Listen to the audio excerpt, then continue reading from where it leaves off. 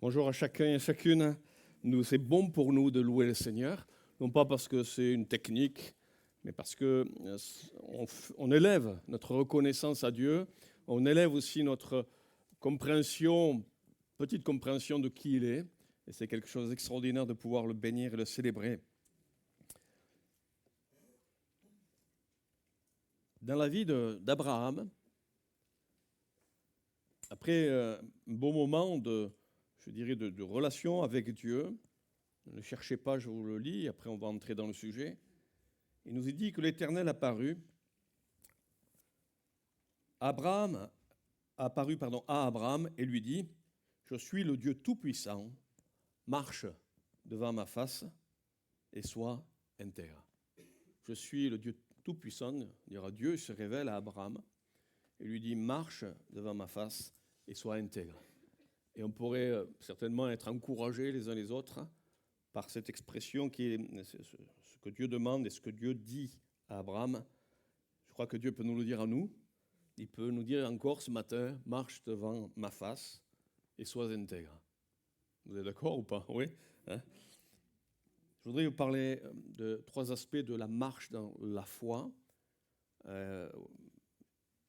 Et je vais le prendre au travers d'une personne tout à l'heure. Marcher sur le chemin que le Dieu nous invite à le suivre sur ce chemin-là n'est pas toujours simple, n'est pas toujours facile. On peut faire des faux pas. Hein, quand on fait de la randonnée, on sait qu'on peut se perdre, on peut tomber, on peut sortir des clous, je dirais, vous comprenez, c'est-à-dire se disqualifier. Et c'est ainsi que Paul dira que celui qui croit être debout prenne garde de tomber. Hein. Il y a un aspect important dans notre marche, peut-être auquel on ne pense pas toujours, que je vais développer ce matin plus précisément, qui me semble, selon la parole, assez récurrent en filigrane dans la parole. Peut-être au premier abord on ne le voit pas, mais je pense que c'est important pour nous. Et je voudrais le partager, croyant que le Seigneur veut agir dans nos vies. Je voudrais encourager ceux qui débutent dans la foi. Si vous êtes vraiment dans cette démarche de foi, sachez que Dieu vous invite à aller plus loin et il vous amènera jusqu'au bout parce qu'il est fidèle et ne nous abandonne pas.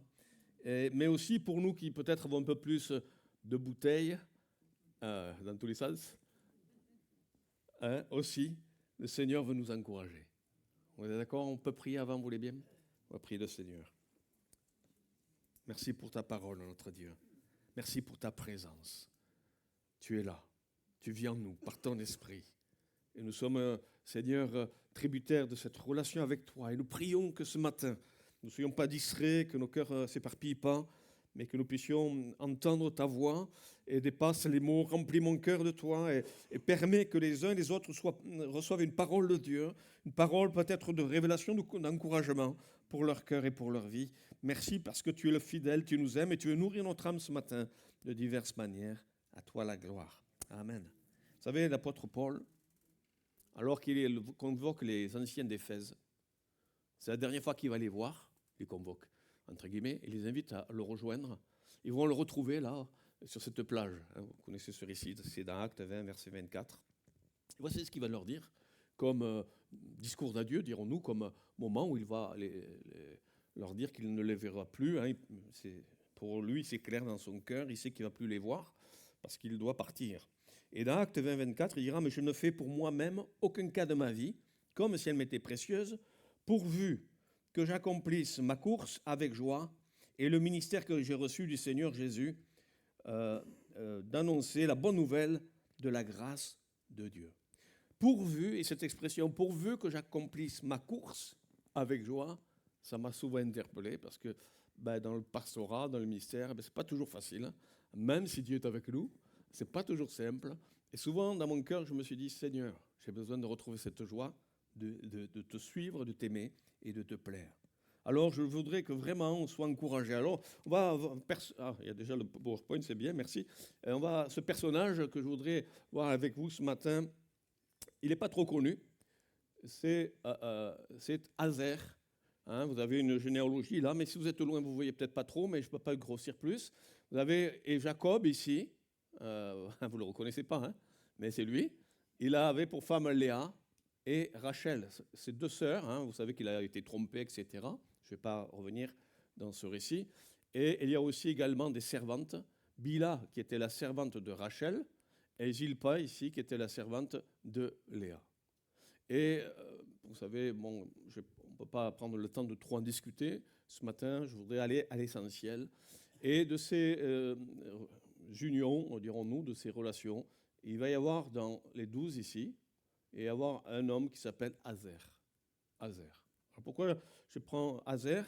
Parce que Azer va nous aider à comprendre que notre marche dans la foi, ou de la foi, n'est pas seulement une succession de luttes et d'épreuves. Vous savez, on a tous, en tant que chrétiens, de l'opposition, il y a un combat spirituel, il y a des situations compliquées, on vit dans ce monde, mais Dieu vit en nous par son esprit.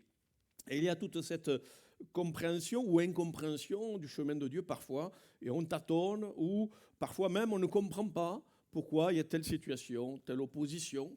On peut être criblé dans certains moments dans notre foi, mais le Seigneur veut nous encourager, je crois, de diverses manières. Et la vie chrétienne, ce n'est pas qu'une succession de luttes et d'épreuves, mais c'est aussi une vie de foi, de joie et de bénédiction. Il faut le dire, parce que souvent on peut regarder ce qui est sombre, ce qui est difficile, ce qui est douloureux, mais le Seigneur nous invite à regarder ce matin encore quelque chose de bien particulier auquel c'est presque une évidence, mais on pourrait perdre un petit peu cette vie, cette vigueur. Azer, ça signifie heureux, bienheureux. Hein? C'est le nom, pourquoi? C'est Léa, alors que c'est sa mère, c'est Zilpa. C'est Léa, donc, qui avait comme concubine Zilpa, qui va dire, on l'appelle Azer, parce qu'elle se sentait heureuse. Regardez, je vous mets le verset. Donc, ici, le verset, c'est dans Genèse 30. Zilpa, servante de Léa, enfanta un second fils à Jacob.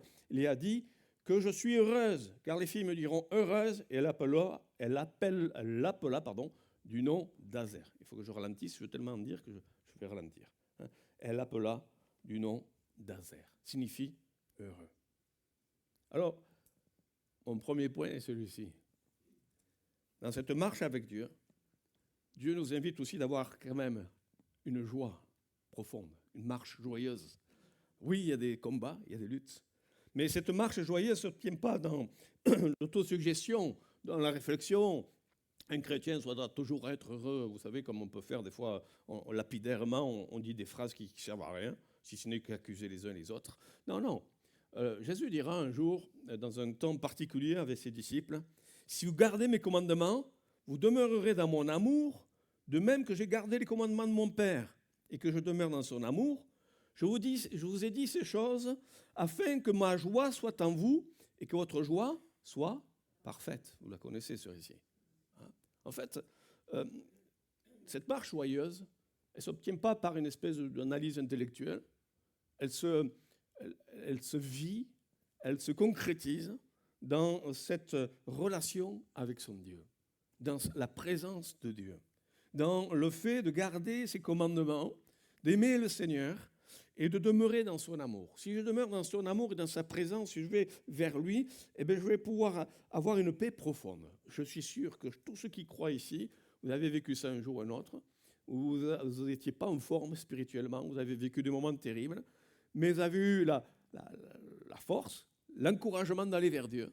Vous avez prié, vous avez cherché Dieu, vous êtes rentré dans un moment peut-être un petit peu de libation, je vais dire, un moment où on répand, je cherche le mot, devant Dieu tous nos fardeaux et nos soucis. On prie Dieu, on cherche Dieu, et puis on ressort de ce moment tellement différent. Est-ce que c'est arrivé à quelques-uns ici? Levez la main, que je vous vois quand même. Ça me rassure. Ouais, merci. Ça me rassure. Et oui. Combien de fois on peut venir charger, mais le Seigneur a dit, venez à moi, vous tous qui êtes fatigués et chargés, n'est-ce pas? Qu'on pourrait dire, mais ce n'est pas dit que pour les personnes qui ne connaissent pas la grâce de Dieu, même si c'est bien vrai, mais ça peut être pour nous aussi. On peut être chargé dans le chemin. On peut être accablé, mais on peut connaître aussi la joie du Seigneur. Comment? En venant dans sa présence, en recherchant encore cette relation, en connaissant sa parole, bien sûr, demeurer dans son amour, et comprendre ses commandements. Et il dit ça pour que notre joie soit parfaite. Le problème, ça aussi, je ne vais pas vous faire lever la main, parce que moi je lèverai le premier. Le problème, c'est que des fois, dans certaines circonstances, c'est tellement compliqué qu'on dit oui Seigneur, aide-moi, mais on est encore dans la difficulté. et on est accaparé et on a du mal à faire taire nos sentiments ou pendant un temps les laisser un petit peu là et on aller chercher Dieu. On essaye encore de trouver des solutions. On a quand même un système de survie là dans notre tête qui est un peu spécial. Là aussi, je pense que vous êtes comme moi et il faut combattre ces choses, ces pensées, se faire violence et dire ah, stop là. Maintenant, je vais aller dans la présence de Dieu. Ça ne veut pas dire qu'on n'est plus dans la présence de Dieu parce que le Seigneur vient à nous, mais je vais faire taire ces choses pour que la priorité revienne au Seigneur. C'est pour ça que l'apôtre Paul, qui a connu beaucoup de souffrances, vous êtes d'accord, il a fait un listing à un moment donné dans toutes ces situations qu'il a vécues, il va dire soyez toujours joyeux. Toujours joyeux. Moi, je n'aurais jamais écrit toujours. J'aurais mis soyez joyeux de temps en temps. Mais heureusement, ce n'est pas moi l'auteur de la parole. Priez sans cesse, rendez grâce à toutes choses, car c'est à votre égard la volonté de Dieu en Jésus-Christ. N'éteignez pas l'esprit.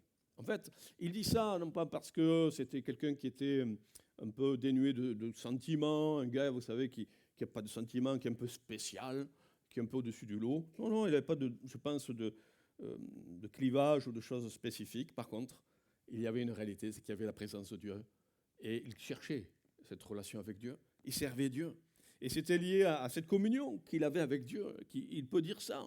Non pas parce que c'est des slogans, mais parce qu'il le vit et il le croit. Et nous, frères et sœurs, nous sommes invités à connaître la parole, mais pas un code intellectuel, mais une réalité spirituelle dans nos vies. Et ce matin, le Seigneur nous encourage à vraiment rechercher la joie de Dieu, à se réjouir en Dieu. Vous savez, David dira, lui aussi en a connu des situations, tu me feras connaître le sentier de la vie. Il y a d'abondantes joies devant ta face, des délices éternelles à ta droite. Vous savez, il y a un verset que j'affectionne, que je dis souvent, le ruisseau de Dieu est plein d'eau, n'est-ce pas? Et quand on a soif, quand vous avez soif chez vous, vous allez prendre le verre et au robinet, vous vous servez. Quand on manque de dynamisme et de joie, qu'est-ce qu'on fait? On va aller vers lui. On va aller puiser au ruisseau, à la source. Il y a la vie. Vous allez dire, c'est évident aujourd'hui, il ne nous apprend rien ce pasteur. Vous avez raison. On le sait. Vous le savez, moi je le sais. Mais parfois, on se prive, parfois, on ne va pas chercher. Et croyez bien que je ne suis pas là dans une accusation.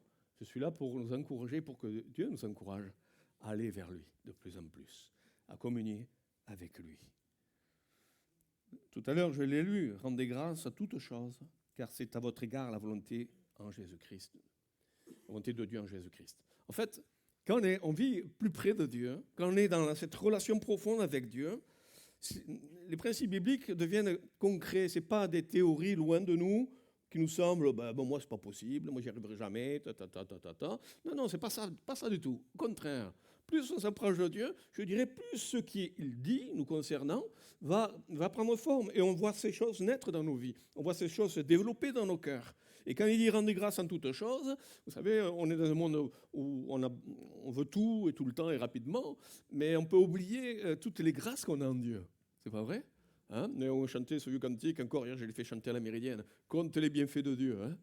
Je l'ai fait chanter quoi? C'est la musique qui fait chanter. Mets-les tous devant tes yeux.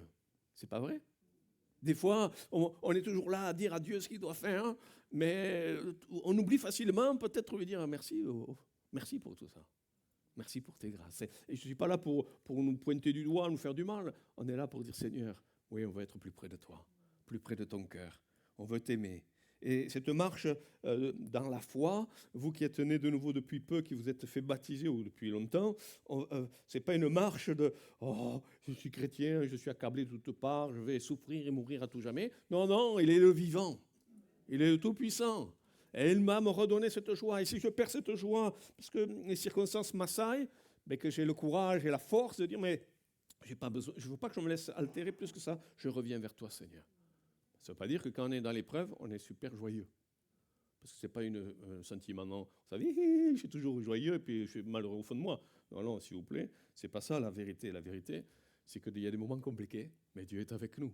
La vérité, c'est que la source est toujours pleine. Et je peux boire pleinement par sa grâce. Azer, signifie bienheureux. Bienheureux. Un autre aspect concernant ce personnage, et c'est le deuxième point que je vois avec vous, Ici, vous avez, alors peut-être vous ne le voyez pas, mais ici, du côté gauche, vous avez toutes les tribus. Voilà. Et vous savez que Jacob, Israël, va bénir prophétiquement. C'était un petit peu les choses qui se pratiquaient avec les patriarches. Il bénissait leurs descendants.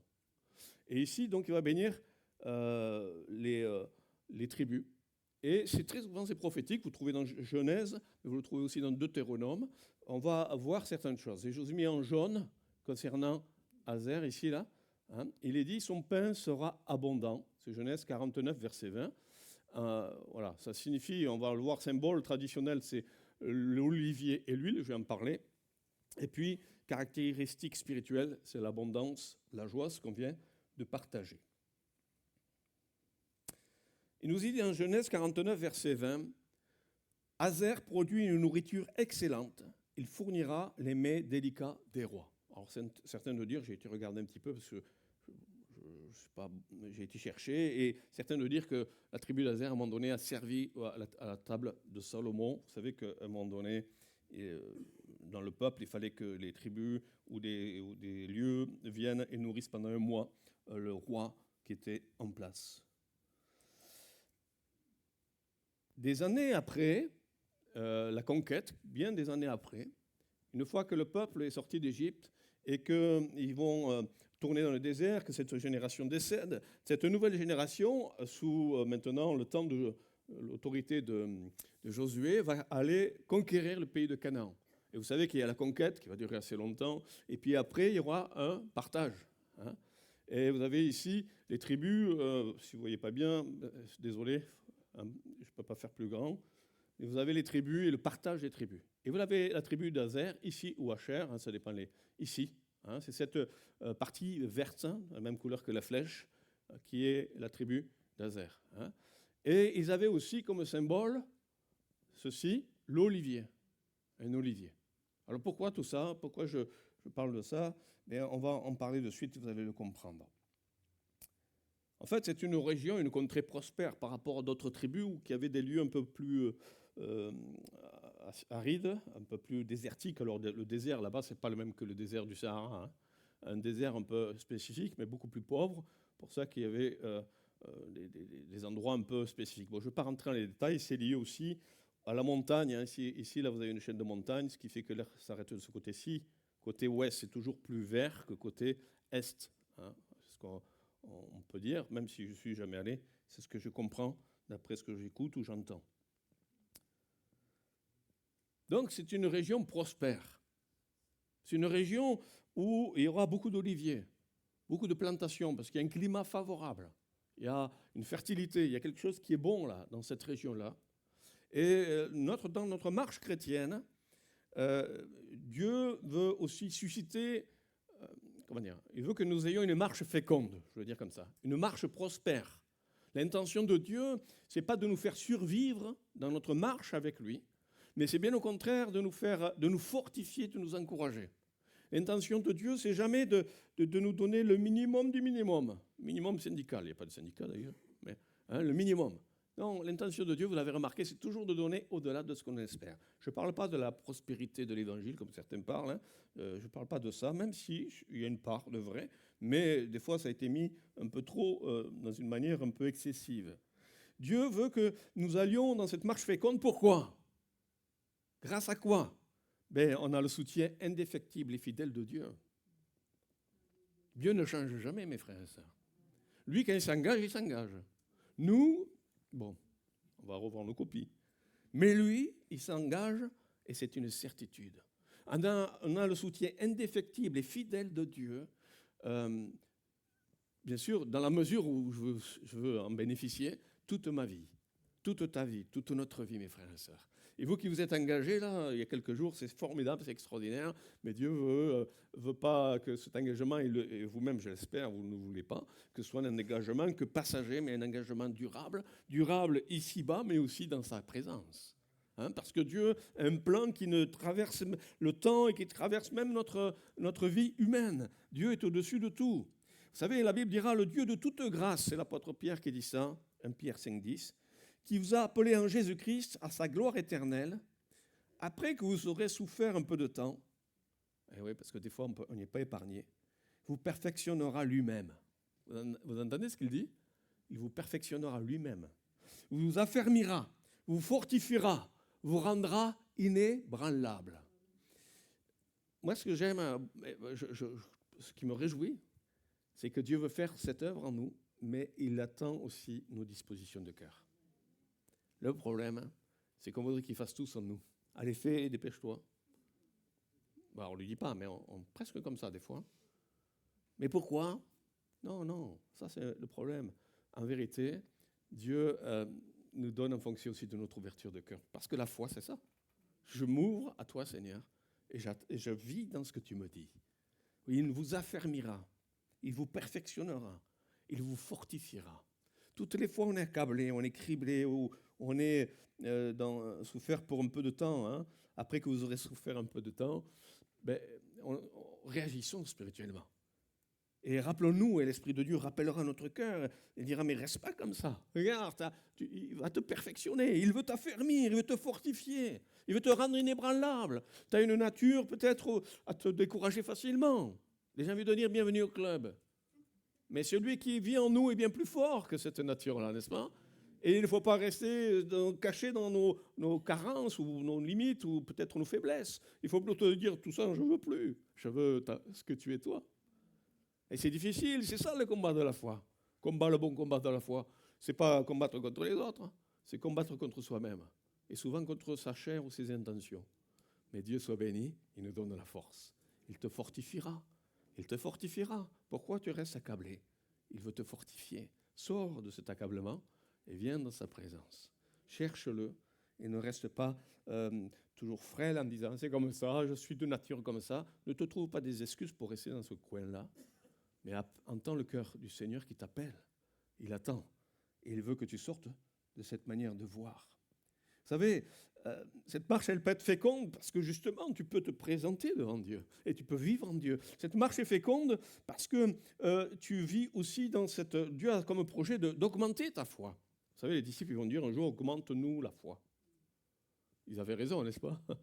On peut le faire souvent, cette prière. Augmente ma foi, Seigneur. Il y a plein de choses que je crois, mais d'autres, je les sais, mais je ne les crois pas. Vous savez, l'auteur de l'Épître aux Hébreux dit, faisons, en fixant le regard sur le Seigneur, je vous le lis dans la version Colombe, faisons-le en gardant les regards sur Jésus, qui fait naître la foi et l'amène à la perfection. Hein? Jésus fait naître la foi et l'amène à la perfection. Et s'il y a des amis ou des personnes parmi nous qui venaient depuis quelque temps, mais vous n'avez pas encore pleinement saisi, patientez, mais ouvrez votre cœur. Vous allez voir, Dieu va faire naître votre foi. Elle est là, mais elle a besoin d'être activée, d'être mise en action.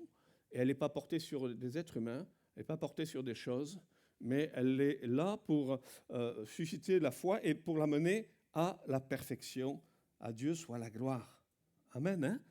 Une marche féconde. Ta foi va paraître là où elle en est. Et le Seigneur a comme projet de la faire grandir. Et des fois, il utilise les situations, toutes les situations, pour faire grandir notre foi. Vous êtes avec moi, hein? Oui. Cette marche féconde parce que tu peux porter du fruit aussi. Elle est féconde parce que tu portes du fruit qui n'est pas le tien. Mais au travers de Dieu au travers de toi, te suscite des actions, une attitude, un cœur, une mentalité. Et vous savez très bien que le fruit de l'esprit, c'est important. Et la Bible dit que tout sarment qui porte du fruit, qu'est-ce qu'il fait? Il émonde afin qu'il porte encore plus de fruits. Hein? Il émonde afin qu'il porte encore plus de fruits. C'est quoi émonder? Alors, je ne suis pas spécialiste. Il y a des amis là parmi nous, ils sauront mieux le dire que moi. Vous irez les voir à la sortie. Hein? Par contre, si ces amis-là, vous ne dites pas que j'ai dit des bêtises. Hein? Il émonde pour qu'il porte plus de fruits. Hein, le Seigneur veut vraiment nous faire porter du fruit, mais il cherche en nous encore plus de fruits. Il cherche en nous encore plus de vigueur. Il veut nous donner de vivre des choses au-delà de ce que nos limites sont là.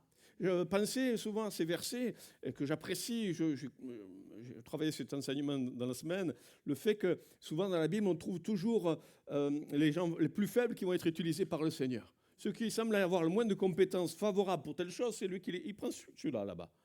c'est pas un bon recruteur, le Seigneur, a priori. Hein? Pourquoi? Parce qu'il veut utiliser les choses faibles de ce monde pour confondre les fortes. Il ne veut pas des gens compétents intellectuellement obligatoirement, même si vous êtes intelligent, c'est formidable. Il ne cherche pas des caractéristiques comme les hommes cherchent, mais il cherche un cœur. Il cherche des gens simples. Quand je dis simple, ce n'est pas obligatoirement stupide, hein, mais des gens qui se sentent pas au-dessus des autres, mais qui savent que s'ils peuvent accomplir des choses, c'est bien parce que le Seigneur leur donne la force. Et ce n'est pas leur propre compétence. Et vous savez, tout sarment qui porte du fruit, eh bien, il va encore émonder. Et le Seigneur n'en a jamais fini avec nous. Il émonde nos vies. Et parfois, voilà, moi, vous savez, je suis pas loin de la retraite, je me disais, oh, maintenant, cool, Raoul. Parce que, à une époque, maintenant qu'on disait c'est plus facile, je me disais, ah, formidable. Bientôt, vivement, vivement. Je comptais presque les jours et les semaines. Non pas parce que j'aime pas Dieu, mais parce que...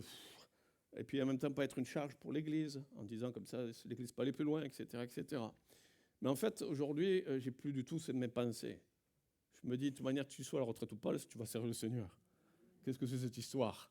Et j'ai dû me refaire un petit peu un reset dans ma tête. Hein, parce qu'on se fait des idées complètement stupides. Et je me suis dit, mais le Seigneur, lui, il va m'émonder encore, même quand j'aurai un certain âge. Il va m'émonder encore, du moins j'espère. Hein. Pourquoi? Parce qu'il veut qu'on aille plus loin. Hein? Il veut qu'on aille bien plus loin. Il dira, nous ne cessons, Paul dira aux Colossiens, nous ne cessons de prier pour vous et de demander que vous soyez remplis de la connaissance de sa volonté, en toute sagesse et intelligence spirituelle, pour marcher d'une manière digne du Seigneur et lui être entièrement agréable, portant des fruits en toutes sortes de bonnes œuvres et croissant pour la connaissance de Dieu, fortifié à tous égards par sa puissance glorieuse, en sorte que vous soyez toujours et avec joie, persévérant et patient. On retrouve le mot joie. Oh, on est habitué à le lire, on oublie, mais avec joie, persévérant et patient. Alors, mon frère, ma soeur, je crois que Dieu veut nous renouveler dans cette vie et de patience. Oh, je vais accélérer parce que sinon, à 1h, on est encore là. Ah, voilà, c'est celle-là. Regardez celle de droite. Je n'ai pas mis comme il faut. Celle de droite. Hein. On est toujours dans cette position de marche féconde. Vous avez compris, ça ressemble un petit peu à Jésus qui est au Gethsémane et qui est là dans ce jardin des Oliviers, qui prie. Hein. Et il est vraiment en situation terrible, situation complexe. Il sait très bien qu'il va aller à la croix et vous savez qu'il va dire à la fin, non pas ma volonté, comme on a chanté, hein, mais vraiment la volonté du Père. Et c'est pour ça qu'il a été jusqu'au bout. Dans le prophète Ésaïe, au chapitre 63, verset 3, il dira, et un verset qui parle un petit peu de ce moment, qui dira ceci, « J'ai été seul à fouler au pressoir, et nul homme d'entre les peuples n'était avec moi. » Et ça ressemble un petit peu au fait que Jésus, vous savez, il a ses 3 disciples qui prend avec lui, et puis ils s'endorment par 2 fois. Et chaque fois, il est là, et qu'est-ce qui se passe quand il prie?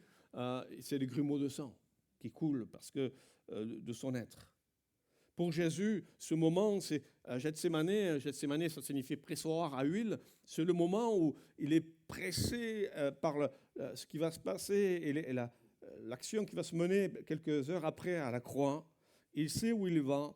C'est le pressoir de l'effroi. Quelqu'un a écrit, je trouve ça très juste. C'est le pressoir de l'effroi. Il est terrassé, bouleversé. Il sait où il va être là et il va être même abandonné du Père par un instant. Hein. Et ce pressoir, Gethsémane, ça signifie pressoir à huile, mais pour Jésus, c'était le pressoir tellement fort qu'il a eu des grumeaux de sang.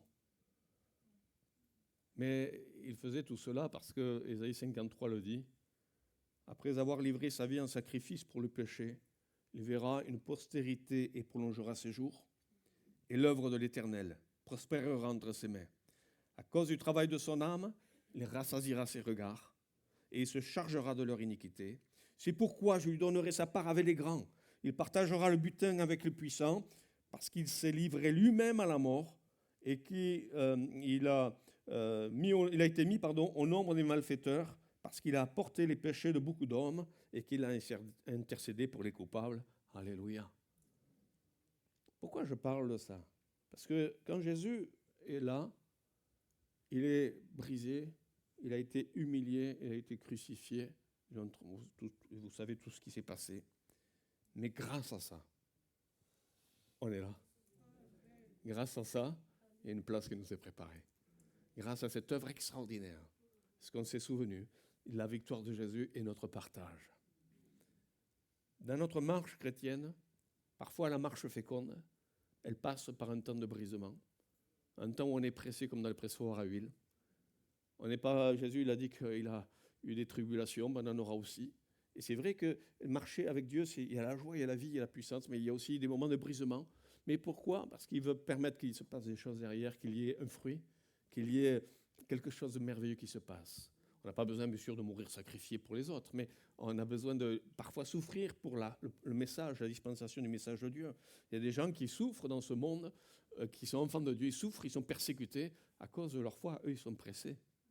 Ils sont pressés même physiquement, vous comprenez ce que je veux dire? Ils sont emprisonnés, ils sont malmenés, mais c'est une marche féconde. Parce que plus on veut faire taire, et plus on va empêcher l'œuvre de Dieu de se faire, plus Dieu se glorifie. On enferme les gens en Corée du Nord, Dieu se glorifie.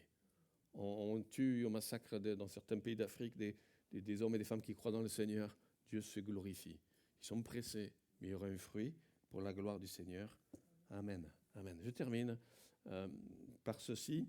Il y a une phrase qui est dite concernant Azer, c'est dans Deutéronome, chapitre 33, verset 24. Il dit ceci, sur Azer, et c'est la bénédiction dans les Deutéronomes, sur Azer, il dit « Béni soit Azer entre les enfants d'Israël, qu'il soit agréable à ses frères et qu'il plonge son pied dans l'huile. » C'est bizarre, hein? Qu'il soit agréable à ses frères et qu'il plonge son pied dans l'huile. Je l'ai dit tout à l'heure, dans leur territoire, il y avait beaucoup d'oliviers, beaucoup de production, hein, d'oliviers entre autres, hein, et d'huile donc par voie de conséquence. Dans le tabernacle, ou dans tout ce qui était la sacrificature, vous remarquerez, si vous lisez l'Ancien Testament, que tout devait être consacré par cette huile d'onction. Il y avait une huile spéciale qui était fabriquée spécialement pour oindre. D'abord, les sacrificateurs, il fallait qu'ils mettent le sang sur l'oreille, sur le pouce, hein, droit, et sur l'orteil droit. Et après, pour les consacrer, et après on mettait de l'huile, pareillement, là, là et là. Ça peut paraître bizarre, vous dites qu'est-ce que c'est ce truc-là, mais il y a toute une symbolique, toute une réalité. Je ne peux pas en parler ce matin. Et tout ce qui servait donc dans le tabernacle devait recevoir aussi cette huile d'onction. Hein, il dira, tu oindras les fils comme tu as oint leur père pour qu'ils soient à mon service dans le sacerdoce. C'est Exode chapitre 40, verset 15. L'huile, elle est liée au service pour Dieu, dans cette image. Et quand l'Esprit de Dieu vient pour nous conduire dans un service de témoignage efficace, vous savez qu'à Acte 8, il dira que vraiment c'est pour être des témoins qu'il envoie la puissance de l'Esprit. Ce n'est pas pour nous, hein. Pas même pour... voilà, non, c'est pour être des témoins. On veut voir la gloire de Dieu, on veut voir parfois l'action de Dieu, il faut être un témoin.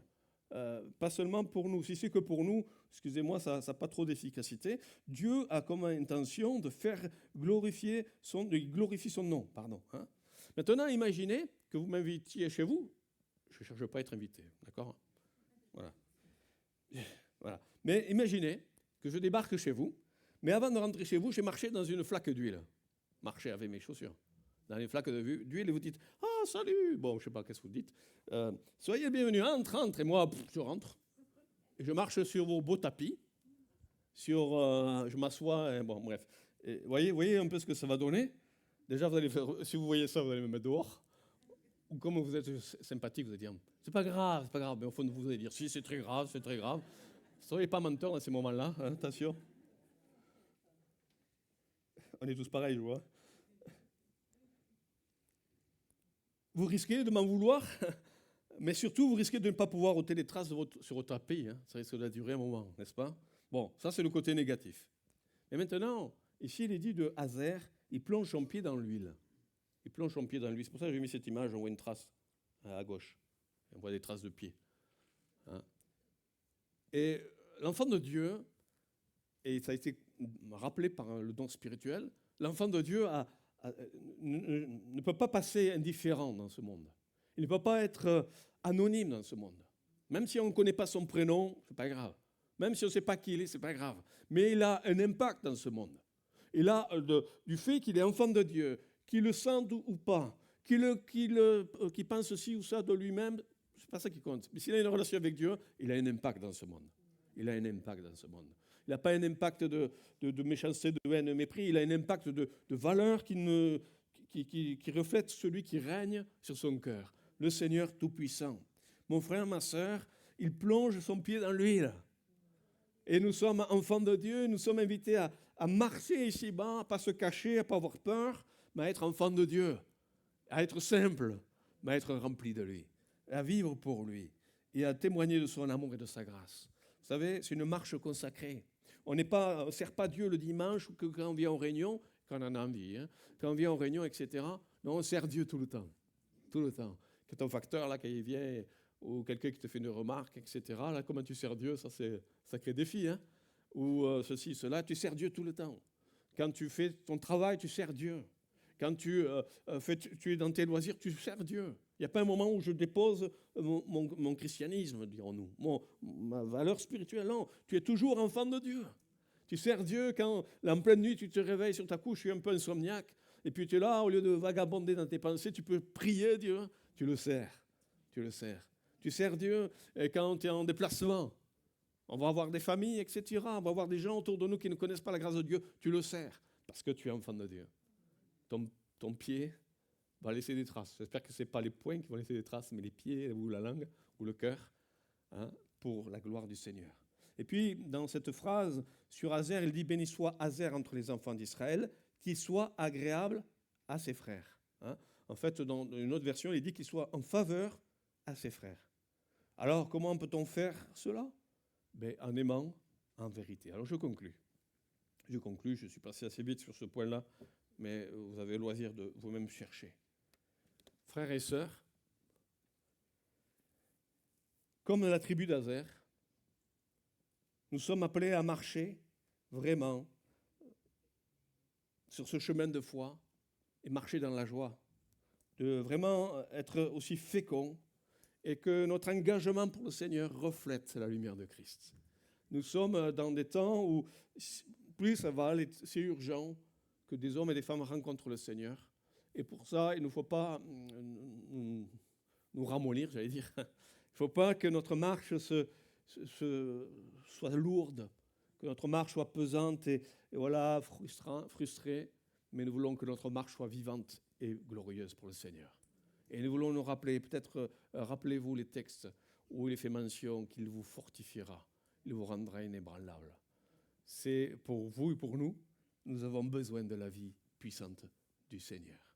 Par contre, peut-être pour toi, et je l'ai fait allusion tout à l'heure, toi qui es découragé, qui dis c'est comme ça, j'ai toujours été comme ceci, cela, ne tolère plus ça. Ne compose pas avec.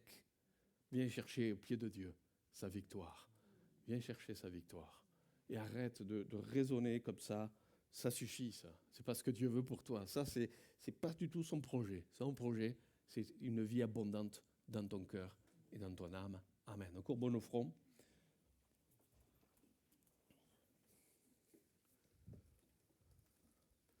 Alléluia.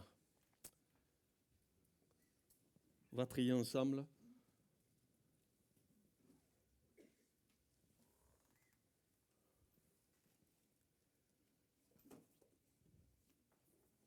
Alors peut-être quelqu'un ce matin aussi, comme à Gethsémanée, pour lui, c'est des circonstances ou pour elle, circonstances pressantes, oppressantes, difficiles, mais sache que Dieu est au contrôle et il va te permettre de voir sa gloire et de donner un fruit.